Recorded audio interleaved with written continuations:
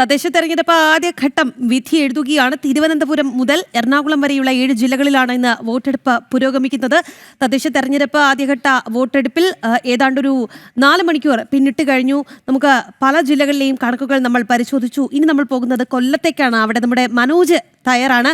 മനോജ്, മികച്ച പോളിംഗ് ആണ് ആദ്യ 4 മണിക്കൂറിൽ ജില്ലയിൽ രേഖപ്പെടുത്തിയത്. അതോടൊപ്പം തന്നെ ചില ബൂത്തുകളിൽ യന്ത്ര തകരാറ്, അങ്ങനെ പല വിധത്തിലുള്ള പരാതികൾ ഉയർന്നിരുന്നു. ഇപ്പോഴത്തെ അവിടുത്തെ ഒരു സ്ഥിതി എന്താണ്? എങ്ങനെയാണ് പോളിംഗ് പുരോഗമിക്കുന്നത്?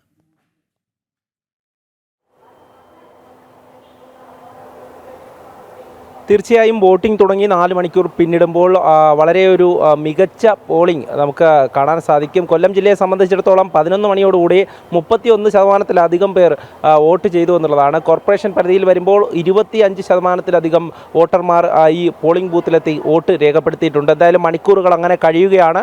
വോട്ടർമാരെല്ലാം പോളിംഗ് ബൂത്തിലെത്തി വോട്ട് രേഖപ്പെടുത്തിക്കൊണ്ടേ ഇരിക്കുകയാണ്. മുന്നണികൾ വലിയ വിജയപ്രതീക്ഷയിലുമാണ്.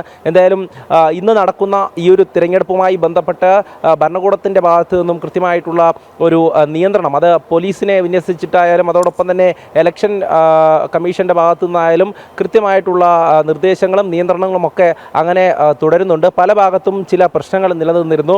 വോട്ടിംഗ് യന്ത്രത്തിൻ്റെ തകരാറുകൾ ഉൾപ്പെടെ റിപ്പോർട്ട് ചെയ്തിരുന്നു. അതിലൊക്കെ തന്നെ പലയിടത്തും അത് പരിഹരിച്ചു എന്നുള്ള ഒരു മറുപടി തന്നെയാണ് ഉദ്യോഗസ്ഥ തലത്തിൽ നിന്നും വരുന്നത്.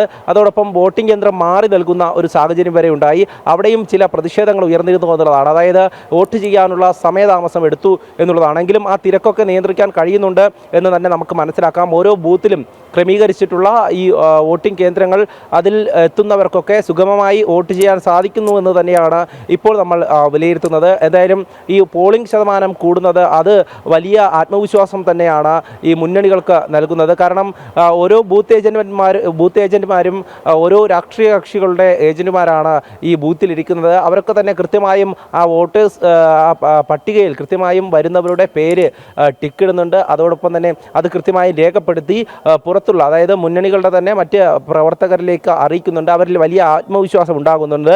സാധാരണയായി ഈ ഒരു ഡിവിഷനിലെ എല്ലാവരെയും ഈ പോളിംഗ് കേന്ദ്രത്തിലേക്ക് എത്തിക്കുക എന്നുള്ളതാണ് ഈ പുറത്തുള്ള പ്രവർത്തകരുടെ ഒരു ഉത്തരവാദിത്തം. അതുകൊണ്ട് തന്നെ അവരൊക്കെ തന്നെ പല മേഖലയിലായി അങ്ങനെ പ്രവർത്തിച്ചുകൊണ്ടേ ഇരിക്കുകയാണ്. ഇനിയും ആരൊക്കെ വോട്ട് ചെയ്യാനുണ്ട് അവരെയൊക്കെ പോളിംഗ് ബൂത്തിലെത്തി വോട്ട് രേഖപ്പെടുത്തിയ ശേഷം തിരികെ കൊണ്ടുപോവുക എന്നുള്ളതാണ്. സാധാരണയായി രാവിലെ 6 മണിക്കാണ് ഈ മോക്ക് പോളിംഗ് ആരംഭിച്ചത്. അതിനുശേഷം 7 മണിയോടുകൂടി ആദ്യ വോട്ടർമാർ എത്തി വോട്ട് ചെയ്തു. പിന്നാലെ തന്നെ മണിക്കൂറുകൾ അങ്ങനെ പിന്നിടുമ്പോൾ ഓരോ വീട്ടിൽ നിന്നും കുടുംബസമേതം, അതായത് വയോധികമാരും അതോടൊപ്പം തന്നെ കന്നി വോട്ടർമാരടക്കം ഇങ്ങോട്ടേക്ക് എത്തുന്നുണ്ട്. ഞാനിപ്പോൾ നിൽക്കുന്നത് പട്ടംതാനം SNDP സ്കൂളിലാണ്. ഇവിടെ അല്പം മുമ്പാണ് M. മുകേഷ് MLA അടക്കമുള്ളവർ ഈ വോട്ട് രേഖപ്പെടുത്തി പോയത്. എന്തായാലും ഈ കോർപ്പറേഷൻ്റെ വിവിധ ഇടങ്ങളിലായി ഇത്തരത്തിൽ പോളിംഗ് പുരോഗമിക്കുമ്പോൾ പലയിടത്തു നിന്നും ലഭിക്കുന്ന മറുപടികൾ ഇത്തവണ വികസനത്തിനായിരിക്കും തങ്ങളുടെ വോട്ട് എന്നുള്ളതാണ്. കൊല്ലത്തെ സംബന്ധിച്ചിടത്തോളം കുറേയധികം കാലമായി നേരിടുന്ന പല അടിസ്ഥാന സൗകര്യങ്ങളുടെ പ്രശ്നങ്ങളുമുണ്ട്, കുറവുകളുണ്ട്. അതൊക്കെ തന്നെ ഇത്തവണ വോട്ടിലൂടെ മറുപടി പറയുമെന്നുള്ളതാണ് ജനങ്ങളൊക്കെ അറിയിച്ചിട്ടുള്ളത്. പല മേഖലയിൽ നിന്നും ഇതേ തരത്തിലുള്ള പ്രതികരണങ്ങളാണ് നമുക്ക് ലഭിച്ചിട്ടുള്ളത്. ചില തർക്കങ്ങൾ, അത് സ്ഥാനാർത്ഥിയും അതോടൊപ്പം തന്നെ CPM പ്രവർത്തകരും തമ്മിൽ നീണ്ടകര സ്കൂളിൽ വെച്ച് ചെറിയൊരു തർക്കമുണ്ടാകുന്നു. പിന്നീട് അത് പോലീസ് എത്തി പരിഹരിക്കുന്ന ഒരു സാഹചര്യത്തിലേക്ക് പോയി. അത്തരത്തിൽ ചെറിയ ചെറിയ പ്രശ്നങ്ങൾ അത് പോലീസ് എത്തി പരിഹരിച്ചുകൊണ്ട് മുന്നോട്ട് പോവുകയാണ്. വലിയ തരത്തിലുള്ള പ്രശ്നങ്ങളൊന്നും തന്നെ ഇതുവരെ ഈ ജില്ലയിൽ ആകമാനം നോക്കുമ്പോൾ ഒന്നും റിപ്പോർട്ട് ചെയ്തിട്ടില്ല എന്ന് നമുക്ക് ആശ്വസിക്കാം. കാരണം സാധാരണയായി തദ്ദേശ തെരഞ്ഞെടുപ്പിൽ പല ഭാഗത്തും തർക്കങ്ങൾ അങ്ങനെ ഉയരാറുണ്ട്, ആക്ഷേപങ്ങൾ ഉയരാറുണ്ട്.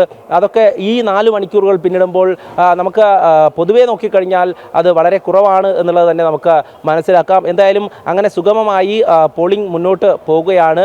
എല്ലാവരും അങ്ങനെ തങ്ങളുടെ സമ്മതിദാനാവകാശം വിനിയോഗിക്കുവാൻ വേണ്ടി ഓരോ പോളിംഗ് കേന്ദ്രത്തിലേക്കും എത്തുകയാണ്. അവരുടെയൊക്കെ മനസ്സിലുള്ളത് ഇനി ഉള്ള 5 വർഷമാണ്. അതായത് ഇനിയുള്ള 5 വർഷം തൻ്റെ നാട്ടിൽ വികസനം വരണമോ വേണ്ടയോ എന്ന് ജനങ്ങളാണ് തീരുമാനിക്കുന്നത്.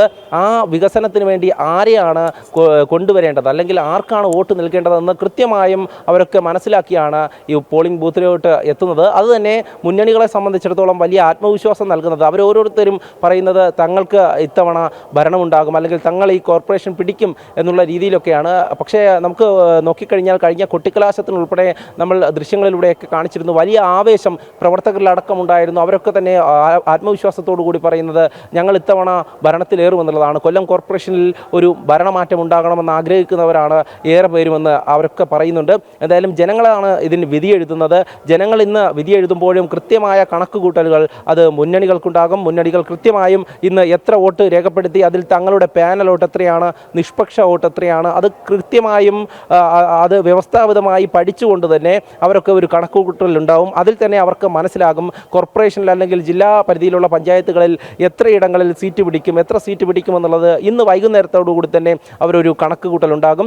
ഇനി വരുന്ന ഈ ഫലം വരുന്ന ദിവസം അത് ആ കണക്കുകൂട്ടലുകളോടെ ആവും അവർ ഈ വോട്ടെണ്ണൽ കേന്ദ്രത്തിലേക്ക് പോവുക.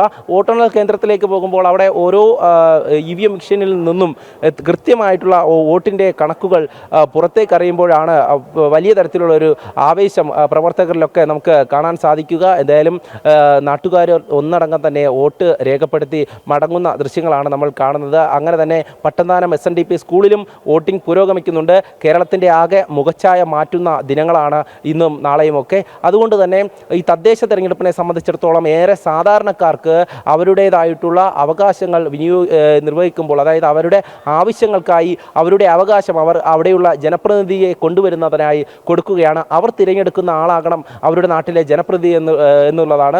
അതുകൊണ്ട് തന്നെ ഒരു ജനപ്രതിനിധി എത്തരത്തിലായിരിക്കണമെന്നത് നാട്ടുകാർ തിരഞ്ഞെടുക്കും. അത് ഇന്ന് തന്നെയാണ് ജനങ്ങൾ തീരുമാനിക്കട്ടെ അല്ലേ, അവരുടെ വികസനം ആര് കൊണ്ടുവരും, ആരെയാണ് അവർ നേതൃനിരയിലേക്ക് കൊണ്ടുവരേണ്ടത് എന്നൊക്കെ ഉള്ളത്. എന്തായാലും തദ്ദേശ തെരഞ്ഞെടുപ്പ് ആദ്യഘട്ട വിധിയെഴുത്താണ് പുരോഗമിക്കുന്നത്. 7 ജില്ലകളിലാണ് ഇന്ന് വോട്ടെടുപ്പ് നടക്കുന്നത്.